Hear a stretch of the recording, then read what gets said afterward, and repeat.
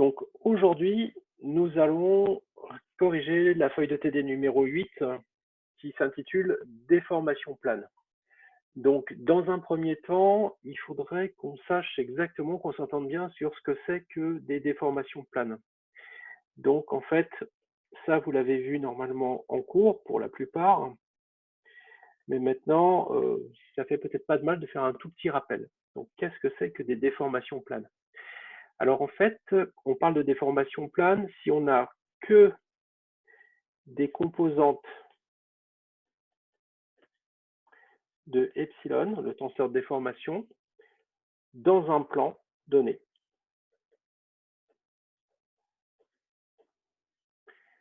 Donc ça, c'est ce qu'on appelle des déformations planes homogènes.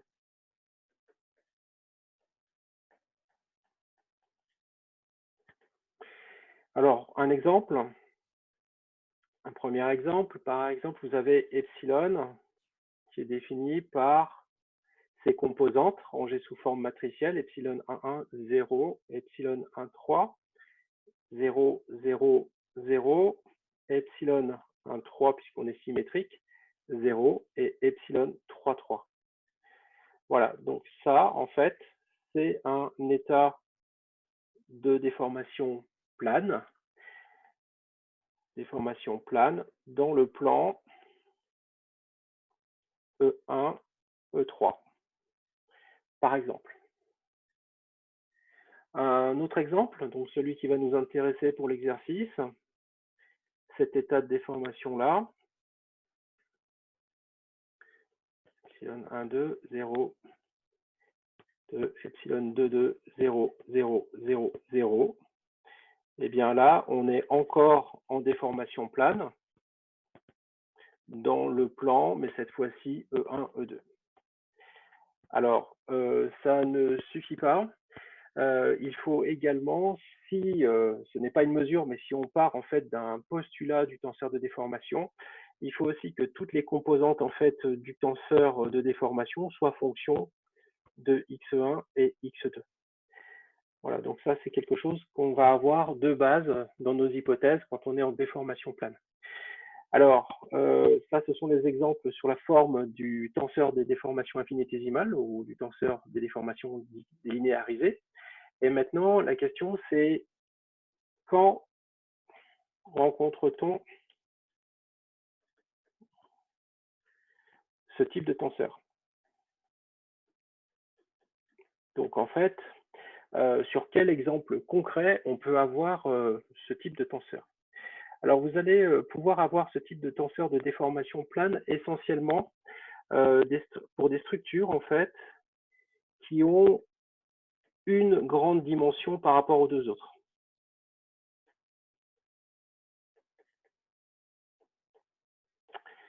Alors, à titre d'exemple, je peux vous montrer par exemple un rail. Donc, exemple 1, on va avoir un rail qui va ressembler grosso modo à ça, crac, voilà. Et donc la dimension très très grande du rail par rapport aux deux autres, eh bien sûr, c'est sa longueur. Voilà. Et donc ici, on a une dimension A, une dimension B qui sont relativement petites par rapport à la dimension L qui est là. Donc on a L qui est très très grand devant A et L qui est très très grand devant B. Alors le plan qu'on va considérer dans ces cas-là, c'est un plan en général qui se trouve au milieu de la structure, éloigné des bords. Donc c'est un plan qui va être comme ça. Et donc on va regarder ce qui se passe dans ce plan-là. Et c'est dans ce plan-là qu'on va considérer qu'on est en déformation plane. Donc on est au milieu, en fait, très loin des bords. Donc du coup, on va considérer qu'effectivement, on est en déformation plane homogène. Un autre exemple, eh bien ça c'est l'exemple qui est directement lié au sujet du TD. Je vois que Nicolas a une question. Je t'écoute, Nicolas. Nicolas Vernaton.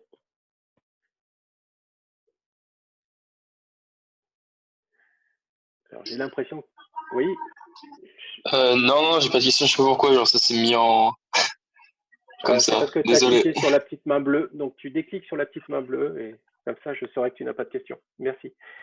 Ça Donc, notre marche. exemple, eh bien, c'est un barrage, effectivement. Donc, un barrage, en général, c'est relativement mince dans deux directions, hein. C'est-à-dire que ici, vous avez donc une longueur et ici une autre longueur.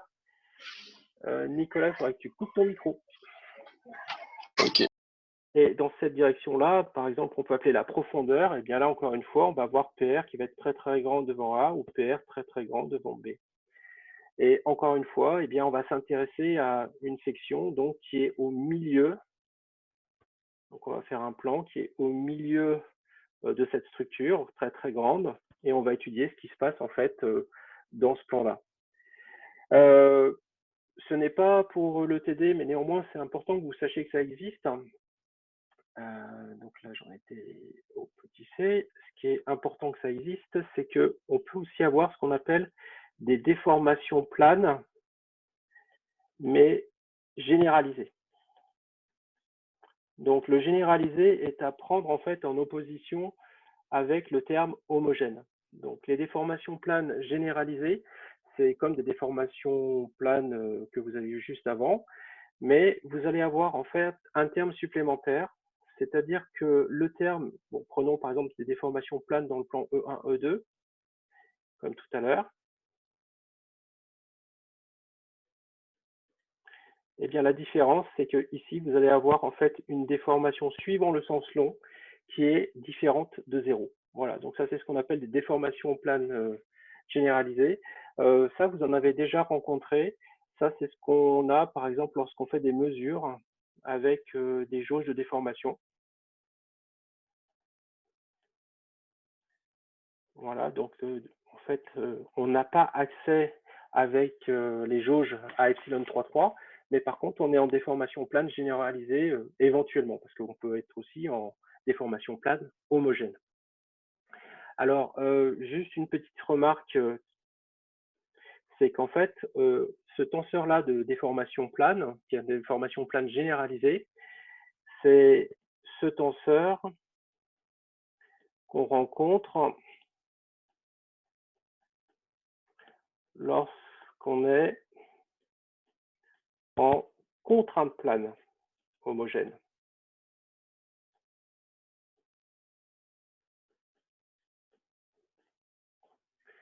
Oui, effectivement, si vous avez un état de contrainte plane qui vaut sigma 1,1, sigma 1,2, sigma 1,2, sigma 2,2, 0, 0, 0, 0, 0, eh bien, à ce moment-là, votre tenseur de déformation va être de la forme.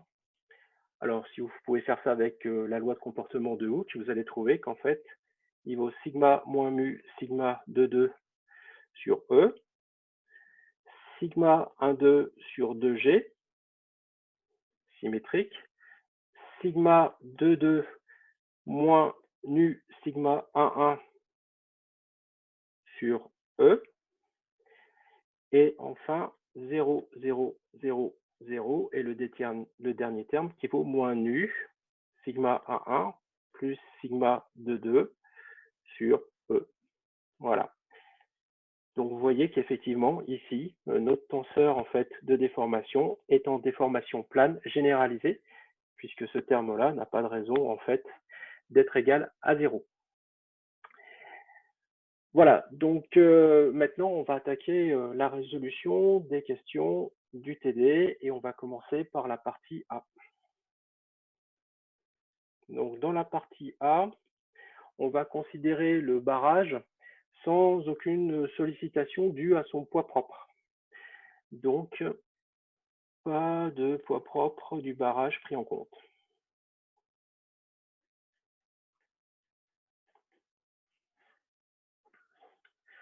Alors la première question vous demande en fait donc quelles sont les équations d'équilibre. Donc les équations d'équilibre en tout point du volume sont toujours les mêmes. Donc c'est les équations d'équilibre. Quel que soit m élément de oméga, si oméga c'est mon barrage, hein, c'est tout le volume de mon barrage. Eh bien, je dois avoir deux équations d'équilibre vectoriel, comme d'habitude. Il faut que mon tenseur des contraintes soit égal à sa transposée, parce qu'il faut que mon tenseur soit symétrique. Et bien sûr, il faut également qu'il respecte la divergence de sigma plus FD, les forces, les actions à distance volumique, eh bien, soit égale à 0 parce qu'on est en statique. Si on était en dynamique, ça serait pas la même chose. Donc, une fois qu'on a écrit ça, eh bien, on se pose la question, est-ce que c'est le cas? Donc, on va vérifier que c'est le cas. La première chose qu'il faut regarder, c'est est-ce que sigma est symétrique. Alors, il se trouve que sigma, tel qu'il vous est donné dans l'énoncé, et vous ne savez pas s'il est symétrique. Donc, sigma, je vous le dis, est symétrique. Et le fait que ça ne soit pas écrit, eh bien ça, c'est une erreur de l'énoncé. Parce que vous n'êtes pas censé le deviner. C'est vrai qu'on pose rarement cette question, puisque on ne va pas s'amuser en général à donner des tenseurs qui ne sont pas symétriques. Mais voilà, il y a une petite boulette dans l'énoncé. Normalement, il faudrait vous dire effectivement que sigma est symétrique. La deuxième équation est beaucoup plus simple donc à vérifier avec l'énoncé, puisqu'on vous donne en fait directement toutes les composantes du tenseur des contraintes, et vous avez juste à en calculer la divergence. Alors juste pour rappel, la divergence d'un tenseur d'ordre 2, c'est d de sigma j sur d de xj porté par EI. Donc la divergence abaissant l'ordre du tenseur de 1, on va se retrouver avec un vecteur. Et donc les composantes de ce vecteur, si je les détaille, c'est d de sigma A1 sur dx1 plus d de sigma 1,2 sur dx2 plus d de sigma 1,3 sur dx3. Ça, c'est porté par le vecteur E1, voilà, plus d de sigma 1,2 sur d de sigma 1, plus d de sigma 2,2 sur d de x2, plus d de sigma 2,3 sur dx3, porté par E2, et enfin, la dernière composante du vecteur, d de sigma 1,3 sur d de x1, plus d de sigma 2,3 sur d de x2 plus d de sigma 3,3 sur d de x3 porté par E3. Donc, il faut qu'on vérifie en réalité si donc c'est toutes ces composantes-là, parce qu'il ne faut pas oublier que ça doit être égal à 0 en statique. Donc, on va vérifier que cette composante-là, que j'appelle 1, celle-ci que je vais appeler 2 et celle-ci que je vais appeler 3, eh bien, sont égales à 0. Alors, si je ne vais pas vous détailler tous les calculs, encore une fois, hein, mais sachez que c'est quand même assez simple à refaire. Il y a ici qu'à dériver des expressions. La première expression, si je la dérive complètement, là, pour le démarrage, je vais vous détailler tout. Hein. J'ai 3a1 x carré x2 moins 2a x2 au cube plus 2 cinquièmes de bx2 moins 3a x1 carré x2 plus 2a x2 au cube moins 2 cinquièmes de bx est égal à 0. Ça, je fais le calcul et effectivement, eh bien, vous voyez que ce terme-là va s'en aller avec celui-là, celui-ci va s'en aller avec celui-ci, celui-ci va s'en aller avec celui-ci. Bon, on peut faire pareil pour le 2. Bon, vous faites le calcul. Le 3, alors le 3, il est assez simple, puisqu'en fait, vous avez 0 plus 0, plus, alors c'est là que c'est intéressant, il vous reste qu'un seul terme, en fait, c'est la dérivée partielle de sigma 3,3 par rapport à x3. Et il se trouve que sigma 3,3, ça c'est donné dans l'énoncé, c'est une fonction qui ne dépend que de x1 et de x2. D'où cette dérivée est égale à 0, donc c'est vérifié. Donc en résumé, cette relation-là vaut 0, celle-ci vaut 0, celle-ci vaut 0. Donc la divergence de sigma est égale à 0. N'oubliez pas que FD vaut 0, car force à distance négligée pour le moment. Donc entre autres, en ce qui concerne le barrage, on néglige en fait son poids propre. Voilà, est-ce que vous avez des questions sur cette partie-là?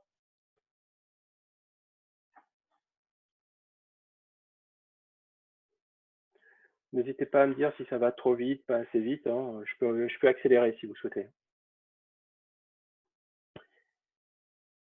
Ok, donc ça veut dire que l'équilibre en tout point du volume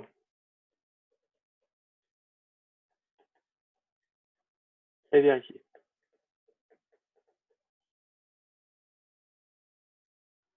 Donc on commence effectivement toujours par faire ça, après avoir vérifié que le tenseur des contraintes est bien symétrique. Alors ensuite, on vous propose donc de regarder les équations 6. Donc les équations 6 de votre énoncé, c'est epsilon 1, 3 égale epsilon 2, 3 égale epsilon 3, 3 égale à 0. Alors, là, il faut effectivement intuiter que si on vous dit de regarder ces équations-là qui font intervenir le tenseur, les composantes du tenseur de déformation, eh bien, en fait, il faut regarder comment ces composantes sont liées au tenseur des contraintes. Donc, le lien avec sigma, eh bien, c'est la loi de comportement.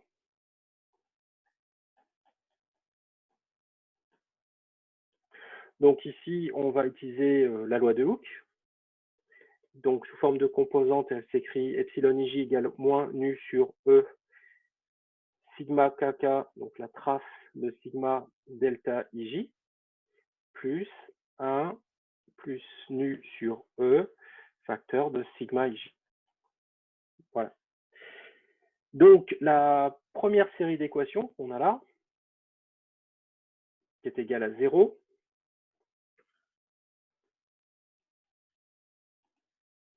eh bien, si vous regardez, ça va simplement vous donner que sigma 1, 3 est égal à sigma 2, 3 et c'est égal à 0.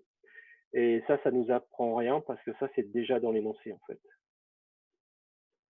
Donc, du coup, on n'a pas beaucoup progressé. Par contre, si vous prenez la relation epsilon 3, 3 égale à 0, eh bien, vous écrivez ce que vaut, donc grâce à la loi de Hooke, epsilon 3, 3, vous allez trouver que ça vaut sigma 3, 3 moins mu sigma 1, 1 plus sigma 2, 2 sur le module de Young. Donc, si cette chose-là est égale à 0, eh bien, ça va nous donner une relation entre sigma 3, 3 qui va être égal à mu, facteur de sigma 1, 1 plus sigma 2, 2. Alors, cette relation est importante parce que c'est une relation qui est toujours vraie en déformation plane. Donc ça, c'est une relation, alors faites attention, hein, elle est quand même spécifique, elle n'est pas générale, hein, spécifique aux états de déformation plane.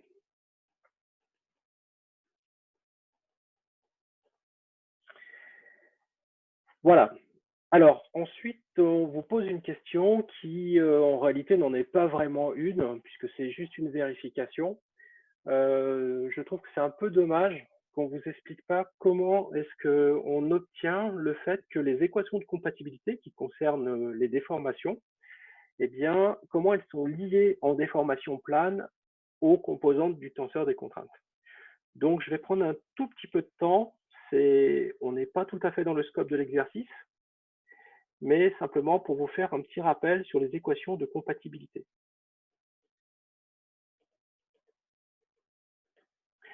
Alors, pour faire simple, en termes de résumé de ce que sont les équations de compatibilité, c'est simplement lorsque on vous donne un champ de déplacement, vous obtenez de manière naturelle par dérivation le tenseur des déformations, puisque c'est simplement la partie symétrique du gradient du déplacement. Donc ça, aucun problème. Ça veut dire que si vous avez obtenu votre champ de déformation comme ça, eh bien, vous allez pouvoir remonter à U par une intégration et vous allez retrouver le U d'origine. Alors, en réalité, vous n'allez pas trouver exactement le U d'origine, vous allez le trouver à une translation et une rotation près. Mais vous avez quelque chose qui est effectivement conforme au U d'origine.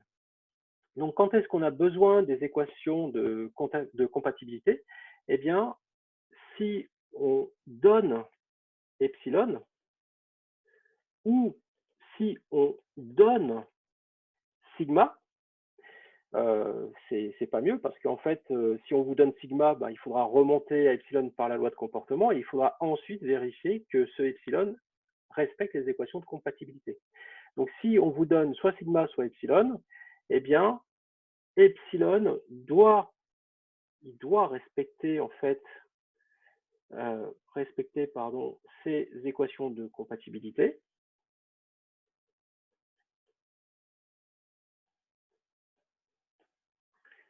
pour pouvoir être intégrable et donner un champ de déplacement cohérent avec la matière, c'est-à-dire non discontinu. Si epsilon ne vérifie pas les équations de compatibilité, vous ne pourrez pas remonter un champ de déplacement. Bon, allez, l'introduction était un petit peu longue, donc on part maintenant avec un tenseur de déformation particulier qui est le tenseur de déformation plane dans le plan E1, E2, donc c'est-à-dire celui de notre exercice. Le voici. Avec, bien sûr, toutes les composantes qui ne dépendent que de X1 et de X2. Et si vous prenez les 6 équations de compatibilité, je ne vais pas vous les écrire les 6, vous allez en avoir une qui est intéressante ici, qui est la première. C'est la dérivée seconde de epsilon 1,1 par rapport à x2 plus la dérivée seconde de epsilon 2,2 par rapport à x1 moins 2 fois la dérivée seconde de epsilon 1,2 par rapport à dx1, dx2 doit être égal à 0. Ça, c'est l'équation que je vais appeler 1. Donc, celle-ci, elle est à vérifier, quoi qu'il arrive.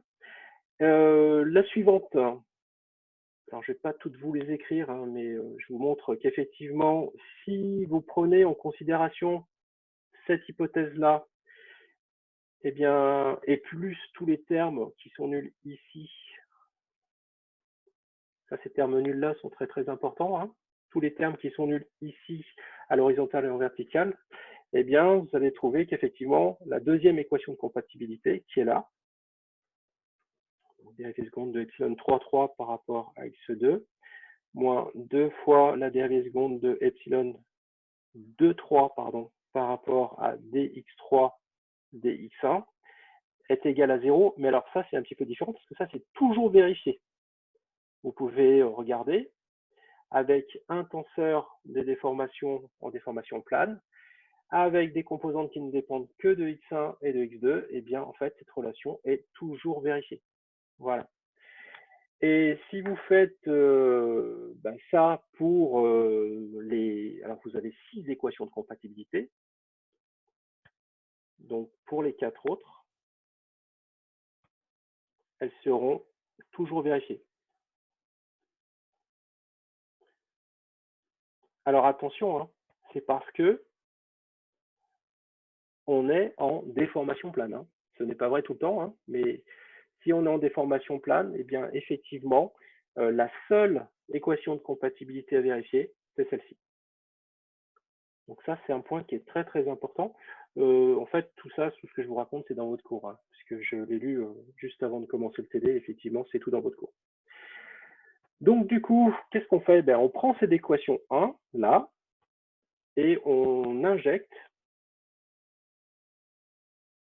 les contraintes à la place. Donc comment on fait? On les injecte tout simplement avec la loi de comportement.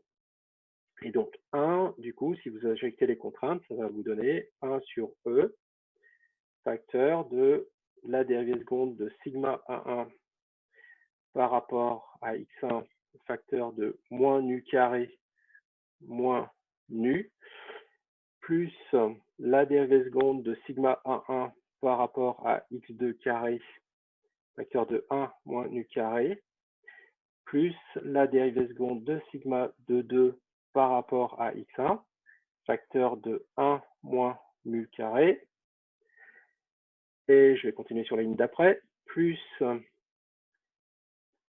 la dérivée seconde de sigma de 2 par rapport à dx2, facteur de moins mu carré moins mu, et le dernier terme, 2 facteur de 1 plus mu, d de sigma 1, 2 sur d de x1, d de x2, et le tout doit être égal, bien sûr, à 0, puisque c'est l'équation 1 que je suis en train de réécrire. À partir de là,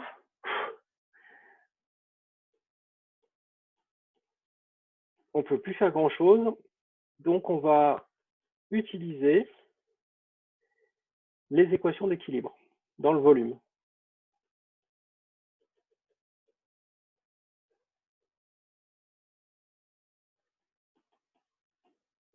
Alors, ces équations d'équilibre, si vous regardez bien ce qu'on a écrit tout à l'heure, en réalité, il y en a deux qui sont non triviales, qui sont non nulles, de chaque côté en fait du signe égal. On a d de sigma 1,1 sur dx1 plus d de sigma 1,2 sur dx2, qui est égal à 0.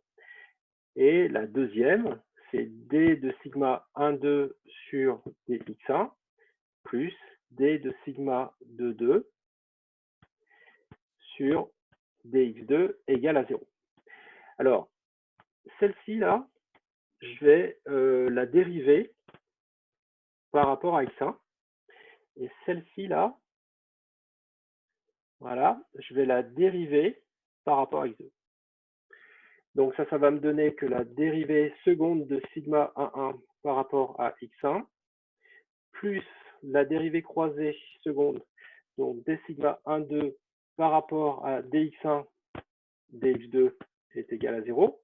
Et celle-ci, eh bien, je vais avoir la dérivée seconde de sigma 2,2 par rapport à x2, plus la dérivée seconde de sigma 1,2 partielle, donc par rapport à x1 et par rapport à x2, et le tout va être égal à 0.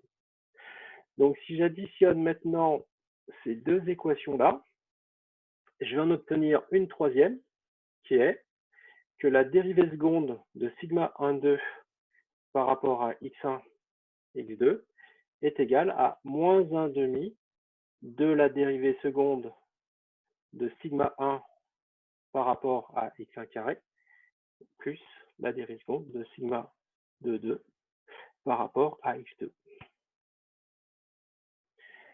Donc ça, c'est assez intéressant parce que là, on a fait apparaître ce terme-là. Et si on reprend l'équation 1, eh bien, on l'a aussi ici. Donc, qu'est-ce qu'on fait? Eh bien, on va injecter en fait ce terme. Donc, on va faire une petite injection de ce résultat dans l'équation 1. Et ça va nous donner, après simplification, mu carré moins 1 sur E, le tout facteur de la dérivée seconde de sigma 1,1 par rapport à x1, plus la dérivée seconde de sigma 1,1 par rapport à x2, plus la dérivée seconde de sigma 2,2 par rapport à x1, plus la dérivée seconde de sigma 2,2 par rapport à x2. Là, vous reconnaissez ce terme-là, ça va tout ça être égal à 0. Ce terme-là, c'est le Laplacien de la composante sigma 1,1. Et ça, c'est le Laplacien de la composante sigma 2,2. Et vous obtenez ainsi cette équation, Laplacien de sigma 1,1 plus le Laplacien de sigma 2,2 doit être égal à 0 si vous voulez respecter les équations de compatibilité pour pouvoir intégrer les déformations. Voilà, donc c'est un petit peu bizarre, ça c'est ce qu'on appelle les équations de Beltrami-Michel, c'est-à-dire qu'on vérifie les équations de compatibilité à l'aide de l'expression des composantes du tenseur des contraintes. Donc attention, je le remets, c'est uniquement en déformation plane.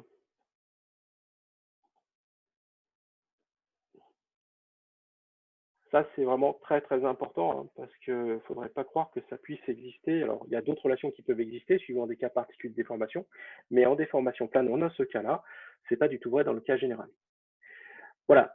Donc, du coup, ben, l'exercice, ici, pour répondre à la question de l'exercice, hein, ça c'est la vérification pour l'exercice.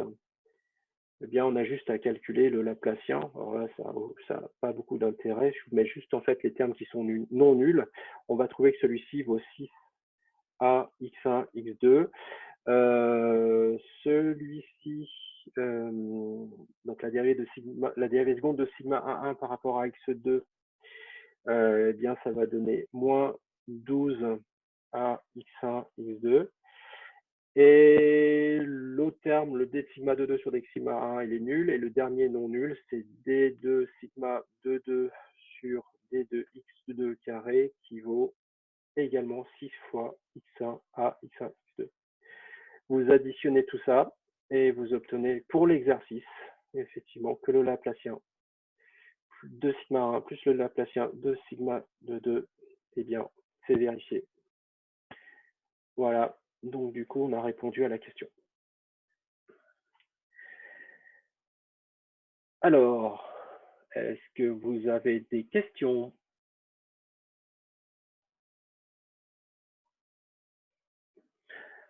Alors, mettez-moi un petit oui si vous trouvez que ça va trop doucement. Ou un petit non si vous trouvez que ça va pas trop doucement. Allez-y, exprimez-vous. Ok, j'ai l'impression que du coup, je peux continuer à peu près à la même vitesse. Ça marche, je vous remercie. Alors, on va répondre maintenant à la question numéro 4. La question numéro 4, en fait, ce sont tout ce qui correspond aux équilibres des différentes surfaces de mon barrage oméga. Alors, je ne vous refais pas le dessin, vous l'avez sous les yeux dans votre énoncé. Et je vais regarder simplement, donc au départ, il vous demande de regarder juste les faces A et la face B. Ok, donc on y va. Donc la face A, j'aime bien en général, surtout si vous rendez des copies d'examen, mettez bien précisément quelle phase vous êtes en train d'étudier. Vous mettez précisément quelle est la normale de cette surface que vous êtes en train d'étudier. Et puis, comme le tenseur des contraintes que vous allez calculer est sur un point de cette surface, eh bien, vous mettez en fait quelles sont les composantes de ce point. Donc ici, x1 va être quelconque pour le point M. Par contre, la composante x2 va valoir moins c. Et ensuite, vous pouvez également mettre, si vous le connaissez, bien sûr, eh bien, ce que vaut la densité d'effort surfacique externe, qu'on appelle TD, qui va ici valoir moins ρg x1 porté par E2. Donc cette valeur-là, vous ne la connaissez pas tout le temps, mais là, dans ce cas présent, on vous la donne directement dans le barrage. Donc avec ces données-là, je vais pouvoir calculer le vecteur contrainte que je vais appeler TA pour rappeler qu'il est de la face A, en tout point M. Donc du coup, j'utilise la relation sigma que je vais calculer au point M. Quand je dis en tout point M, c'est en tout point M de la face A. Une fois contracté avec la normale de cette face. Et accessoirement, cette chose-là devra être égale à TD. Donc, on fait le calcul avec les données de l'énoncé. On va trouver moins 1 demi de bx1 carré plus 3 demi de a x1 carré c carré pour le vecteur TA. Et l'autre composante, ça va être a x1 c cube moins bx1 c moins dx1. Donc ça, ce sont les composantes de TA, toujours dans ma base, hein. Et ça doit être égal à TD, qui vaut 0. Alors là, j'ai un petit truc un peu bizarre. Moins ρ g x1, et c'est tout. J'ai omis en fait la troisième composante parce qu'elle est toujours nulle, hein. Donc du coup, j'évite de l'écrire. Donc là, je vais obtenir donc un premier système d'équations avec, pour l'instant, j'ai passé d'équation puisque j'ai 3 inconnus, hein, mes 3 inconnus, donc qui sont A, B et D. Et donc, du coup, pour l'instant, il faut que j'étudie une autre face, et c'est pour ça qu'on m'a proposé d'étudier la face A et la face B en même temps.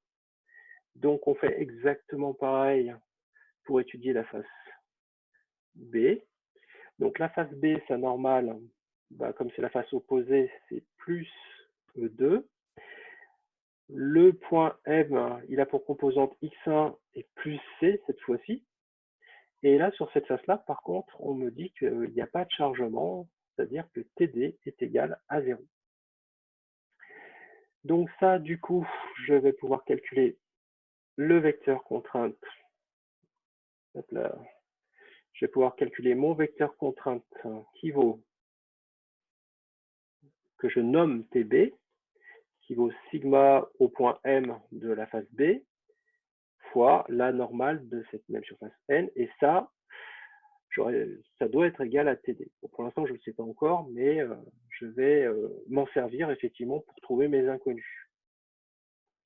Donc, on calcule le premier terme, ce qui fait 1 demi de bx1 carré moins 3 demi de ax1 carré c carré. Vous apercevez que c'est le même terme que j'ai déjà calculé là-haut, au signe près. Donc, du coup, vu que c'était égal à 0, je pense que ça ne va pas me servir à grand-chose. Et moins bx1c plus dx1. Ça, c'est mon vecteur tb, et il est égal donc à 0, 0. Alors, si je résume, j'ai une équation ici, une équation là. Celle-ci est identique, donc je ne m'intéresse pas. Donc, en fait, j'ai celle-ci là, voilà. Donc, j'ai 3 équations. Et je vais utiliser donc ces 3 équations pour résoudre le système et déterminer mes inconnus, donc A, B, D. Donc, je vous passe le détail de la résolution. Hein. Et vous allez obtenir A qui vaut moins ρ G sur 4C cube. B qui va être égal à moins 3 sur 4C ρ G. Et D qui va être égal à moins ρ G sur 2. Voilà, et ça répond donc à la question numéro 4 de l'exercice.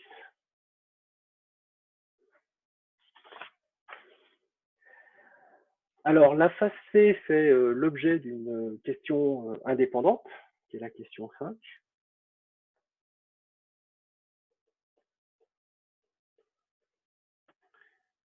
Donc, la face C, eh bien, de la même façon, on va regarder sa normale, qui vaut moins E1. Les points M qui appartiennent à cette face, eh bien, ils ont tous pour composante 0, x2. Et d'après ce que je vois sur l'énoncé, normalement, en fait, TD doit être égal au vecteur nul, puisque j'ai pas de chargement sur cette face C. Alors, cette face C, c'est la face où les voitures circulent et où les petits bonshommes marchent à pied. Donc, on pourrait dire qu'il y a un chargement, mais en fait, il est négligeable. Donc, le vecteur contrainte que je vais appeler TC, comme d'habitude, c'est sigma au point M. Faites attention. Donc, j'insiste avec ce calcul de sigma au point M, M appartenant à la face C. Eh bien, si je le calcule, je vais trouver 0 moins ρ G sur 8C cube, facteur de C exposant 4 moins x2 exposant 4, plus 3 ρ G sur 20C, facteur de C au carré moins x2 au carré, et toujours dans ma base cartésienne E. Alors, la question qu'on peut se poser, est-ce que ça c'est égal à TD? En fait, il suffit de montrer un contre-exemple, en fait, puisque normalement, cette relation devrait être donc égale au vecteur nul. On va prendre juste un contre-exemple. Hein.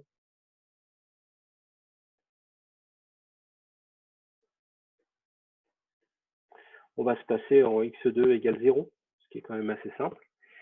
Et à ce moment-là, vous allez obtenir la relation. Il faudrait que ρGC sur 40 soit égal à 0. Bah, ce qui est faux. Il n'y a aucune raison que ce terme-là soit égal à 0. Donc, l'équilibre local, c'est-à-dire en tout point de la surface C, n'est pas vérifié. Donc cet équilibre n'est pas vérifié. Hop, je me suis trompé. Alors, à partir de là, on pourrait commencer à se dire, bon, bah, effectivement, le tenseur des contraintes qui a été donné, il respecte plein de choses, entre autres les équations de compatibilité quand on remonte aux déformations. Mais malheureusement, sur une des faces, eh bien, l'équilibre n'est pas vérifié. Alors, on va essayer de relativiser ce résultat dans le sens où déjà, on va regarder si par hasard, l'équilibre en résultante sur cette face est vérifié. Et ensuite, ce qu'on peut se dire aussi, c'est est-ce que c'est vraiment la face qui nous intéresse d'un point de vue du calcul? Lorsqu'on va faire un calcul de barrage, ça paraît un peu évident. Si je fais un tout petit dessin de mon barrage ici, donc qu'il est donc amarré au fond, on a de l'eau ici. De manière assez intuitive, on peut se douter que notre barrage, il va avoir un petit peu mal au pied, quoi. Donc là, on va avoir en fait des tenseurs de contraintes qui vont aller très très haut. Et ce qui se passe ici, ça pourrait quasiment être négligeable. Voilà, donc ça c'est un premier élément de réponse. Mais pour déjà vérifier ce que je raconte, on va calculer les résultantes en effort et en moment, donc sur cette surface C.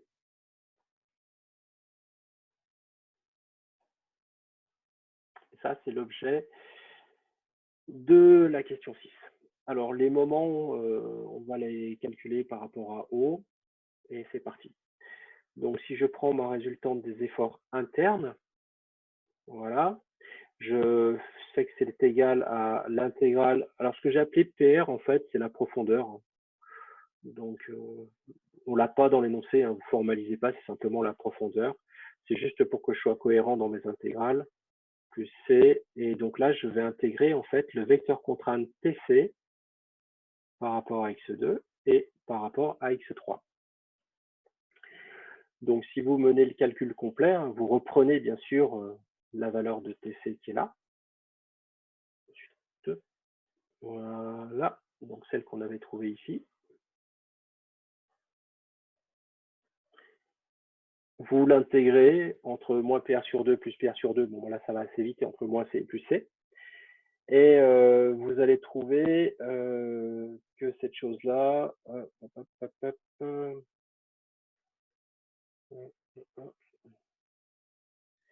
je suis en train de regarder ma correction. Ah oui, ça y est, j'y vais, pardon. Je vous fais tout le détail. Ça vous fait PR, facteur de moins ρ GC carré sur 5, plus ρ GC carré sur 5.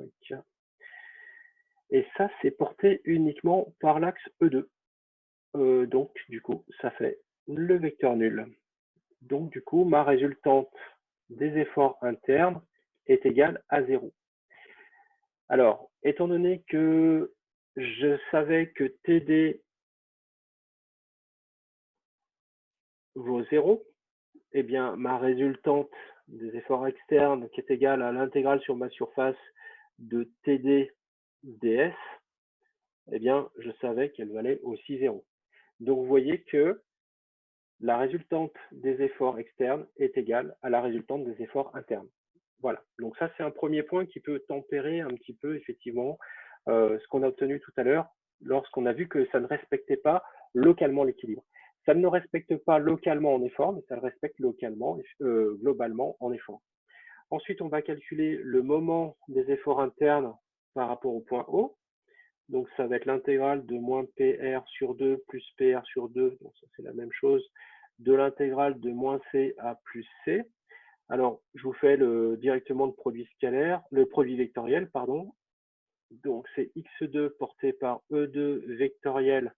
Alors, si vous regardez bien, mon vecteur contrainte TC, si j'en prends la norme, eh ben, en fait, il est porté que par E2, dx2, dx3.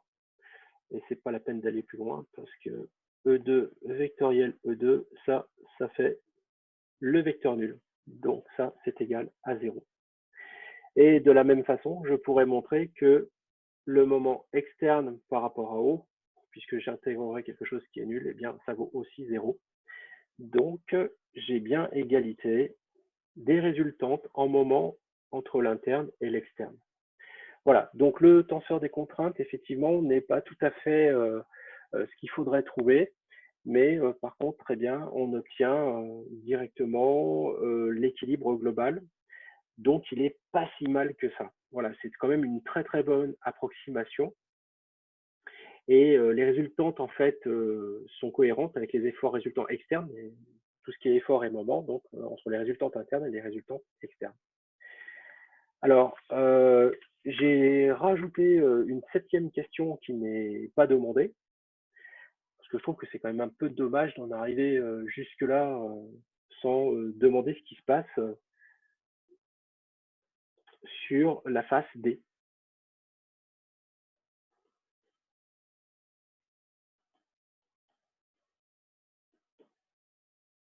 Alors, ça va aller assez vite, hein. C'est simplement histoire d'avoir des petits ordres de grandeur. Donc là, pour la face D, on a N, la normale, c'est E1.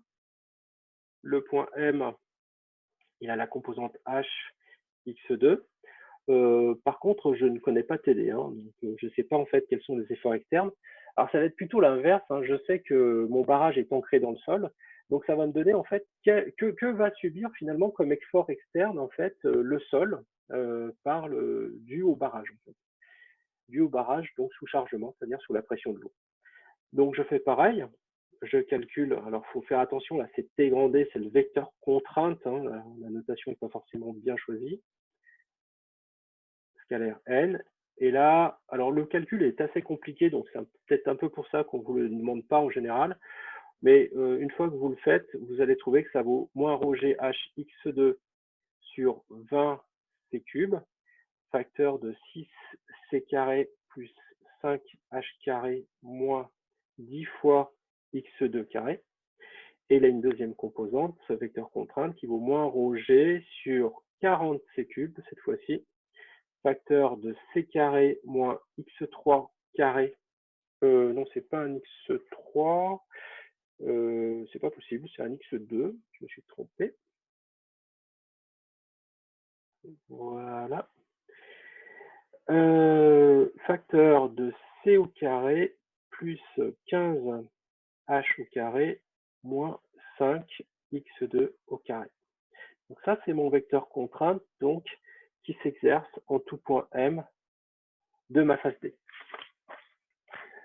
Alors c'est un bon entraînement hein, si vous voulez donc faire ce calcul-là, entre autres pour calculer par exemple la résultante des efforts internes.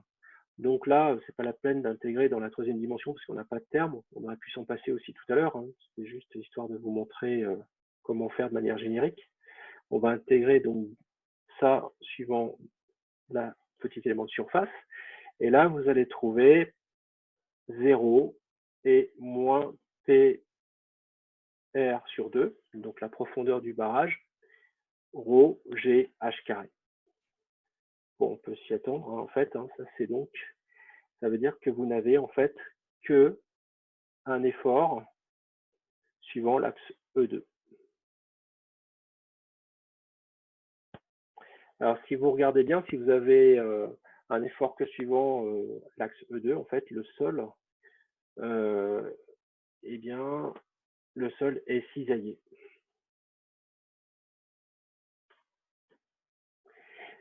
Ensuite, si on calcule le moment interne, alors le point s'appelle pas O, donc je l'appelle O', mais peu importe, c'est au milieu du barrage, donc eh bien, je vais trouver que mon moment, c'est l'intégrale donc de moins C à plus C,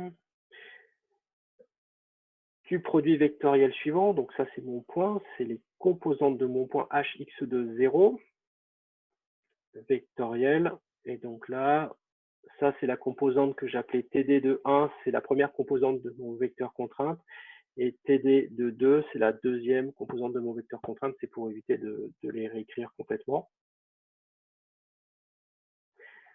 Et donc, si j'intègre ça, vous allez trouver que ça vaut moins 2h³ sur 3 rho G fois la profondeur du barrage. Voilà. Et donc ça, ce qui est intéressant ici, c'est de regarder ce moment-là pour voir un petit peu quels sont les efforts qui rentrent en jeu. Donc, à titre de comparaison, je crois que ma voiture a un couple moteur de 240 Nm. Voilà, bon, c'est des valeurs qu'on trouve assez couramment sur des voitures. Eh bien, si vous prenez un barrage que vous pouvez trouver sur Internet qui s'appelle le barrage de Vouglan, donc c'est un barrage qui est dans le Jura. Ce barrage, il a comme hauteur 130 mètres à peu près. Et sa largeur, en fait, quand on regarde de face, donc sa profondeur, quand on regarde de profil, comme dans l'exercice, ça fait 430 mètres. Et si vous faites le calcul, vous allez trouver que le moment interne, donc ça c'est le moment qui s'exerce au niveau du sol, eh bien, il vaut, alors il y a un signe moins, hein, il vaut moins 6,17 10 puissance 12 Newton-mètres. Voilà, donc autant vous dire que ça pousse quand même assez fort et il vaut mieux pas rester derrière quand ça s'effondre parce qu'en général, les énergies libérées sont considérables et ça vous ravage absolument tout sur son passage. Est-ce que vous avez des questions sur cette partie? Ah oui, Cyriane. J'ai juste une question pour, en fait, j'ai pas bien compris. PR, ça représente en fait la longueur du barrage? Enfin, c'est la Alors, profondeur, mais c'est la je vais te faire un petit dessin. ouais, j'ai pas bien Effectivement, j'aurais dû le mettre. Voilà, donc si je refais le dessin, on avait donc ici, ce qui n'est pas dessiné sur le dessin, c'est ça en fait.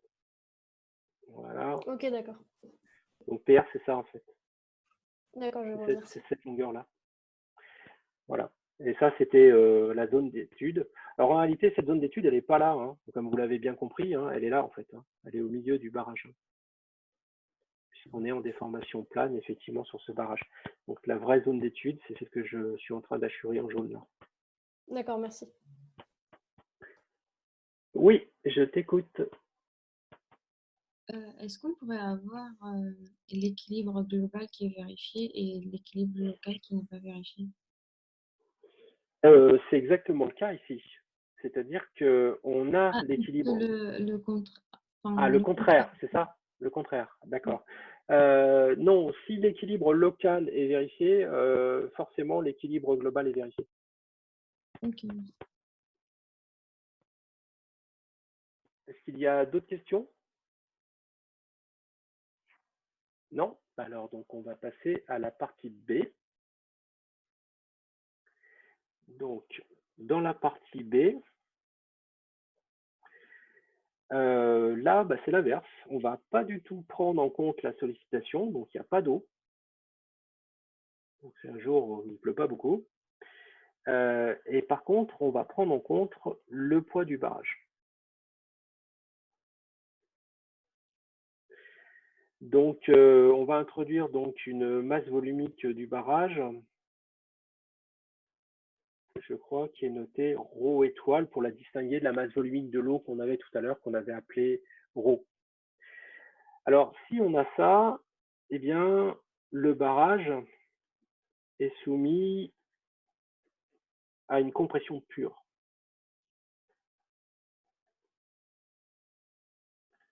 C'est un peu comme, non, c'est un lapsus révélateur. Je voulais mettre poutre parce que je voulais vous dire que c'est un petit peu comme l'exercice de la poutre sous son poids propre que je vous ai mis en ligne donc pour faire le lien entre MMEF et la mécanique des solides. Donc il est soumis à une compression pure. Ça veut dire que notre tenseur des contraintes va être unidimensionnel et il va valoir sigma A1, E1, tensoriel E1. Alors bien sûr, sigma A1 en fait va être négatif puisque en fait l'intégralité du barrage va être en compression.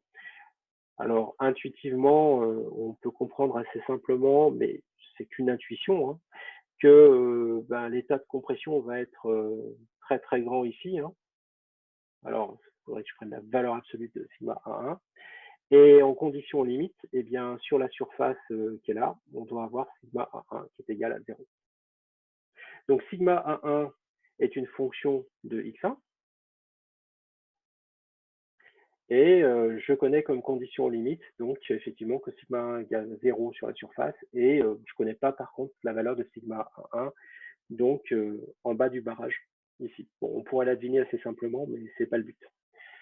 Alors, si je veux savoir si ce tenseur des contraintes-là convient, eh bien, il faut que je refasse tout ce que j'ai fait avec le précédent, hein, c'est-à-dire que je calcule l'équilibre sur cette face, l'équilibre sur cette face, l'équilibre sur cette face, et que je vérifie qu'il respecte bien les équilibres sur ces différentes faces. Bon, ça, je vous laisse le faire, mais ça va assez vite parce qu'il est tellement simple qu'on trouve qu'effectivement, il équilibre toutes ces faces-là. Et puis surtout, il faut que mon tenseur des contraintes, mon nouveau tenseur des contraintes ici, j'aurais dû l'appeler B pour le distinguer de celui de la partie A, puisque c'est pas le même quand même. Hein. Il faut que la divergence de ce tenseur des contraintes plus FD, force de volume à distance, eh bien, soit égale, effectivement, donc si je fais le calcul en 1D, ben, ça va me donner que ça. Et ben, ça doit être égal à 0. Alors, c'est pas très beau ça comme écriture, parce que je préférerais écrire ça, parce qu'on a une relation vectorielle à gauche, et donc tout ça, ça doit être égal à 0. Voilà, donc j'ai plus que la composante suivant E1, donc je vais pouvoir passer tout en scalaire. Donc si je veux connaître mon tenseur des contraintes, il suffit que j'intègre cette unique relation et je trouve moins ρ étoile g x1 plus k. Mais j'ai une surface libre. Pour x1 égale 0, j'ai sigma de 1,1 qui est égal à 0. Donc ça va me donner que k est égal à 0. Donc au final, mon sigma 1,1 de x1 va être égal à moins ρ étoile g x1. Voilà, si je veux que ça fonctionne, si je veux que mon tenseur des contraintes que je me suis donné, dont je me suis donné la forme fonctionne, eh bien il faut que sigma 1,1 soit obligatoirement égal à moins ρ g étoile, moins ρ étoile g x1. D'ailleurs, à ce propos, vous pourriez par exemple vérifier que si vous intégrez ce tenseur des contraintes, donc les vecteurs contraintes associés sur cette face-là, voilà, sur la face D, hein, normalement, vous devrez retrouver le poids du barrage. Donc, allez, on va pas s'en priver. Hein. Je vous remets ce que c'était que la face D. Donc, H, X2, X3. Pour le X3, vous savez que je pourrais l'enlever, mais je le laisse parce qu'effectivement, je vais intégrer suivant la profondeur. Et donc là, eh bien, ma résultante des efforts internes, ça va être égal, vous faites l'intégrale du vecteur contrainte comme d'habitude, et vous allez trouver que ça vaut moins de C, PR, H, ρ étoile, G, suivant E1. Et là, vous retrouvez bien en fait le poids du barrage. Ça, c'est le poids du barrage. Le 2 vient du C en fait, hein, qui varie de moins C à plus C. Donc c'est pour ça qu'on a un coefficient 2. Et donc ça, eh bien, effectivement, c'est bien ma résultante des efforts externes. Donc c'est-à-dire que le sol en fait va avoir une résultante qui va soutenir le poids du barrage. Pour ce tenseur des contraintes, il est assez simple de vérifier qu'on a bien le Laplacien de sigma 1,1 plus le Laplacien de 0 qui va être égal à 0. Donc ça, c'est vérifié. Donc ça veut dire que si je prends ce tenseur des contraintes, eh bien automatiquement les équations de compatibilité, elles sont vérifiées également. Voilà, donc je peux dire que ce tenseur des contraintes, qui vaut moins ρ, je sais plus mais étoile G x1, 0, 0, 0, 0, 0, 0, 0, 0, 0 dans ma base EI tensorielle J, c'est la solution exacte de mon problème. Il vérifie absolument toutes les équations d'équilibre sur toutes les faces, l'équation d'équilibre en tout point du volume et également les équations de compatibilité. Grâce à Monsieur Lax Milgram, eh bien, je sais qu'en réalité, du coup, ce tenseur des contraintes est la solution unique à mon problème. Donc, nous avons terminé la partie B. Pour la partie C, est-ce que vous avez des questions pour cette partie B? Oui, Cyriane. En fait, ma question, c'est juste de savoir si, est-ce que quand on va dans ce sens, c'est-à-dire qu'on parle de l'équation d'équilibre pour obtenir le tenseur des contraintes, est-ce qu'on a toujours l'équation de compatibilité qui est vérifiée? Ou est-ce que ça n'a Non, rien à voir? non, Ok. pas du tout, hein. Là, quand on donne un tenseur des contraintes, tu vois, là, par exemple, j'ai postulé ce tenseur-là, ici, là, hein. Voilà, et je me suis dit, voilà, il va avoir cette forme-là. En fait, il faut que je vérifie tout, hein. Et la seule chose que je sais, c'est que comme je suis en déformation plane, je n'ai pas besoin de passer par la loi de comportement, puisque je l'ai déjà fait, en fait, pour démontrer que j'ai des équations de compatibilité sous certaines conditions. J'ai directement utilisé cette relation-là qu'on a trouvée tout à l'heure. Il fallait que le Laplacien de sigma A1 plus le Laplacien de sigma 2,2, qui vaut 0 ici, soit égal à 0. On peut faire le calcul, on va trouver qu'effectivement, le Laplacien de sigma A1 vaut 0. Donc, mes équations de compatibilité sont vérifiées. D'accord.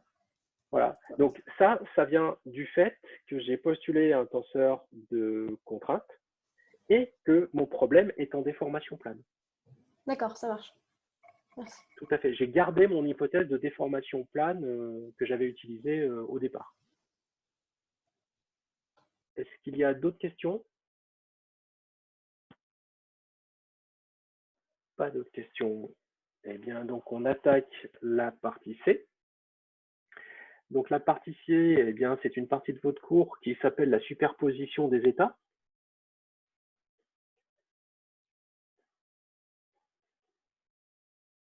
Alors ici, ça va être des états de contrainte.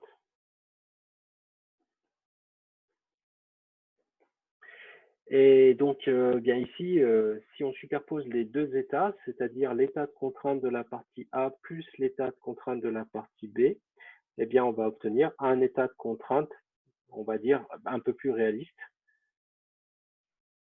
qui est très proche de la réalité physique. Par rapport à votre état de contrainte, eh bien, vous avez simplement sigma A1 qui va changer, l'état de contrainte A, vous avez simplement sigma A1 qui va valoir. Donc du coup, j'en profite pour vous le remettre complètement puisque je ne vous l'avais pas donné. Une fois qu'on a trouvé les paramètres grand A, grand B, grand D, eh bien sigma A1 vaut moins ρg sur 4c cube x1 au cube x2 plus ρg sur 2c cube facteur de x1 x2 au cube, moins 3 ρ g x1 x2 sur 10c. Et bien sûr, c'est là où intervient ρ étoile g x1. Voilà, donc en fait, mon tenseur des contraintes va être modifié par la superposition uniquement donc sur le terme sigma 1,1. Toujours parce que je ne vous les ai pas donnés, donc pour info, je vous les écris ici, si vous voulez vérifier que votre propre exercice est juste.